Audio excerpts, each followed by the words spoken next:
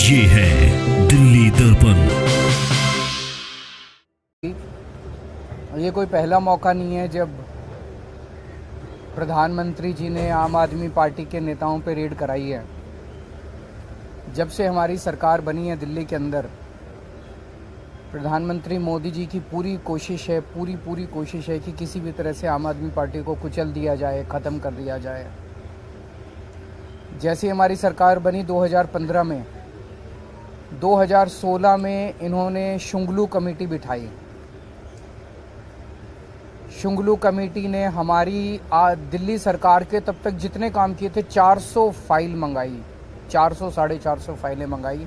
सारी फाइलें बड़े बड़े अफसरों ने बैठ के जांच करी और एक पैसे का, नए पैसे का भी घोटाला नहीं निकला। उसके बाद मोदी जी ने हमारे एमएलएज के ऊपर झूठे झूठे केस करने चालू कर दिए।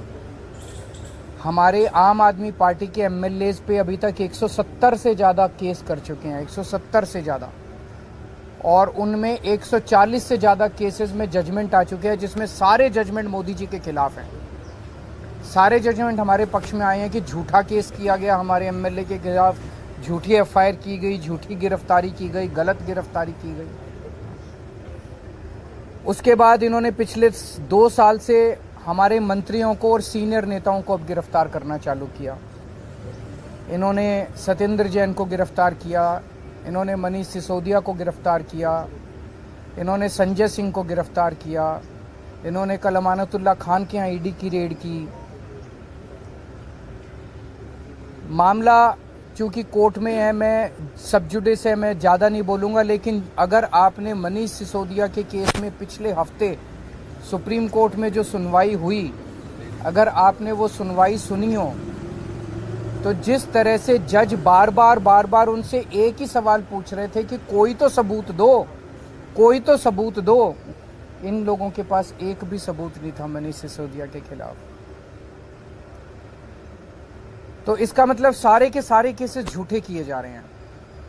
कल जो अमानतुल्लाह खान के यहाँ रेड हुई, वो भी एक तरह से, जिस तरह से आम आदमी पार्टी को ख़त्म करने के लिए मोदी जी की पूरी मुहिम है, उसी का एक हिस्सा है। आज तक एक नए पैसे का कहीं कोई हेरा फेरी नहीं निकली। मैं नरेंद्र मोदी जी को चैलेंज करता हूँ, आप इतनी इंक्वायरी हमारी, बोले बस घोटाला कर दिया केजरीवाल ने, सड़कों का घोटाला कर दिया, बिजली का घोटाला कर दिया, पानी का घोटाला, इतने घोटाले, इतनी जांच करा ली। एक नए पैसे का मैं चैलेंज करता हूँ, एक नए पैसे का अगर आपको कहीं कुछ मिला हो, अगर मिला हो तो आपको लगता है मेरे को छोड़ देते मोदी जी, कहीं कुछ नहीं मिला उनको। तो ये सारी की सारी जितनी जांच चल रही है, ये सारी फर्जी जांच है और उनका मकसद भ्रष्टाचार खत्म करना नहीं है। दूसरी पार्टियों के जितने भ्रष्टाचारी हैं, सारे भ्रष्टाचारी उन्होंने अपनी पार्टी में शामिल कर लिए। हमने देखा महाराष्ट्र के अंदर अभी 2 दिन पहले जिन नेताओं को चिल्ला कर मोदी जी ने कहा कि इन्होंने 70,000 करोड़ का घोटाला कर दिया, उन सारे भ्रष्टाचारियों को, जो मोदी जी की नज़र में भ्रष्टाचारी थे, उनको उन्होंने अपनी पार्टी में शामिल कर लिया। उन पे जितने केस कर रहे थे वो सारे केस खत्म कर दिए। तो भ्रष्टाचार, गुजरात के अंदर मोरबी ब्रिज गिर गया, मोरबी ब्रिज, कितने लोगों की मौत हो गई, कोई ईडी की रेड नहीं हुई, कोई सीबीआई की रेड नहीं हुई। इनके अपने राज्यों के अंदर, कर्नाटक के अंदर बताते हैं 40% कमीशन वाली सरकार, इनकी सरकार को फेमस कहा जाता था, कोई ईडी की रेड नहीं हुई उनके यहाँ, कोई सीबीआई की। बीजेपी वालों के अंदर, उनकी अपनी सरकारों के अंदर किसी तरह की जांच नहीं होती।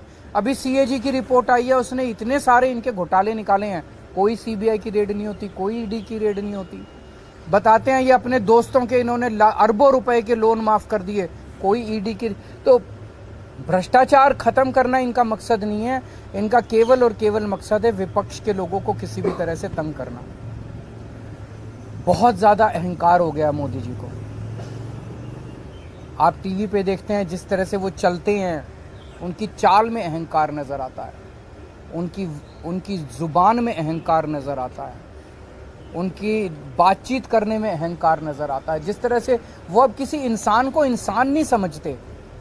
और अगर किसी देश के राजा को इतना ज़्यादा अहंकार हो जाए तो फिर उस देश की तरक्की कैसे हो सकती है। वो तो अब छोटी छोटी चीज़ों पे, हर चीज़ पे वो बदला लेने पे उतारू होते हैं। अगर किसी देश का राजा छोटे छोटे आम लोगों से हम लोगों की क्या औकात है? हमसे अगर बदला लेने पे अमानतुल्लाह खान की क्या, अगर इनसे बदला लेने पे, छोटे छोटे आम लोगों से बदला लेने पे उतारू हो जाएं, फिर वो देश तरक्की नहीं कर सकता। आज देश का माहौल बहुत ज़्यादा खराब हो चुका है। पहली बार ऐसा हो रहा है कि देश छोड़ छोड़ के लोग दूसरे देशों की, भारत छोड़ छोड़ के लोग दूसरे देशों की नागरिकता ले रहे हैं। ऐसा कभी नहीं हुआ। इतने बड़े स्केल के ऊपर लोग भारत की नागरिकता छोड़ के, भारत छोड़ छोड़ के जा रहे हैं। पूरे देश का माहौल खराब हो चुका, व्यापार बर्बाद हो चुका है, उद्योग बर्बाद हो चुका है, व्यापारी डरे हुए हैं, उद्योगपति डरे हुए हैं, आम जनता डरी हुई है, मीडिया वाले डरे हुए हैं, आप सब लोगों को डरा रखा है। तो बहुत ज़्यादा खराब है माहौल, लेकिन आम आदमी पार्टी टिकी हुई है, आम आदमी पार्टी डटी हुई है। आम आदमी पार्टी देशभक्तों की पार्टी है, ईमानदार लोगों की पार्टी है। मोदी जी जो मर्जी कर ले, हम झुकने वाले नहीं हैं। संजय सिंह के खिलाफ कल ईडी ने कहा कि 4 करोड़ रुपए उन्हें रिश्वत दिया गया और कुछ पेपर बताए। साबित तो करे। मैंने भी सुना था ईडी कोर्ट में कह रही थी कि हमारे पास सबूत तो हैं, लेकिन हम दिखाएंगे नहीं। कल ईडी ने कोर्ट में बोला हमारे पास सबूत तो है, हम दिखाएंगे नहीं।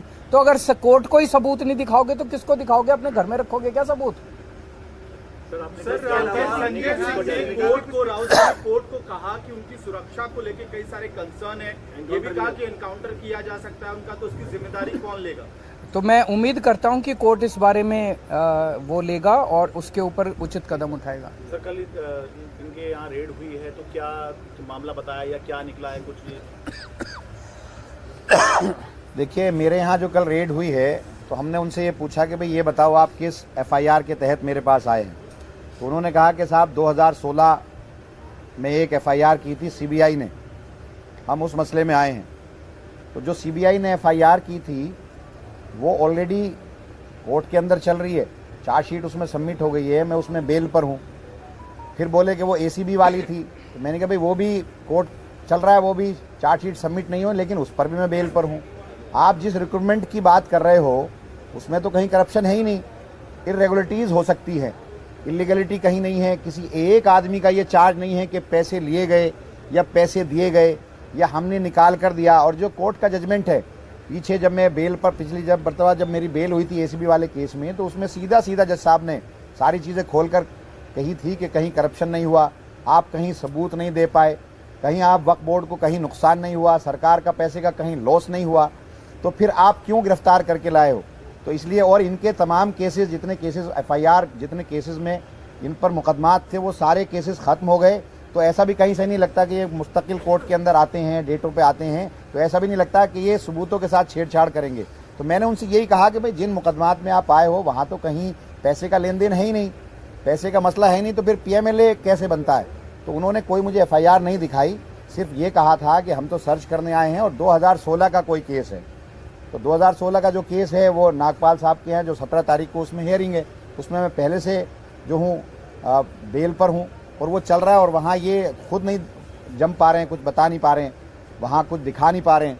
तो कल मुझे 12 घंटा मेरे यहाँ रहे, एक तरफ हमको कर दिया, सारे मेरे कपड़े, सारी मेरी अलमारियाँ, मेरी वालदा जो है, मेरी माता बीमार थी, बहुत ज़्यादा बीमार थी, उनको सांस की तकलीफ़ है, तो 3-4 मरतबा नेबुलाइज़र उनको दिया गया, वहीं पर दिया गया। तो सारे लोग परेशान थे, मेरे बच्चे परेशान थे, लेकिन ये नहीं माने। 12 घंटे रहे, एक एक अलमारी, एक एक कपड़ा, सारे बक्से दिखाए। मैंने खुद दिखाया उनको अपना मकान कि आप ये देखो, मैं 100 गज़ के मकान में रहता हूँ। 100 गज़ का मकान है, जिसमें से अंदर का जो एरिया है, कवर्ड एरिया, वो 70-80 गज़ का है। मेरा 4 कमरे हैं, एक कमरे में कुछ लोग बैठ जाते हैं, एक में मेरी मदर रहती हैं, एक में मैं रहता हूं। और मैंने अपने बच्चों का कमरा दिखाया उनको, ईडी वालों को। उस कमरा 8 बाई 10 का कमरा है। मैंने उनसे कहा कि देखो ये, और इसके अंदर बंकर बेड है। मेरा बेटा 21 साल का है, मेरी बेटी 16 साल की है। तो आपको कहीं से लगता है कि हम करप्शन करने वाले लोग हैं? आम आदमी पार्टी के लोग काम करना चाहते हैं, आप लोग परेशान कर रहे हैं। तो वो खुद हैरत में थे। मैंने बेड दिखाया, बेड के अंदर कब्जे नहीं थे, बेड चू चू बोलता है। तो मैंने सारा दिखाया कि आपको लगता है कहीं से कि हम बेईमाना करने वाले हैं या हम करोड़ों कमाने वाले हैं? तो वो सारी चीज़ें थी। और वो कहते हैं हम क्या करें साहब, हम तो बस भेजा जाता है तो हम आ जाते हैं। तो इस तरह की बातें हैं। और 10-12 घंटे तक परेशान किया, बहुत परेशान किया। खाना तक हमने नहीं खाया 12 घंटे तक, सिर्फ वो मेरी एक एक चीज़ ढूंढते रहे। Thank you.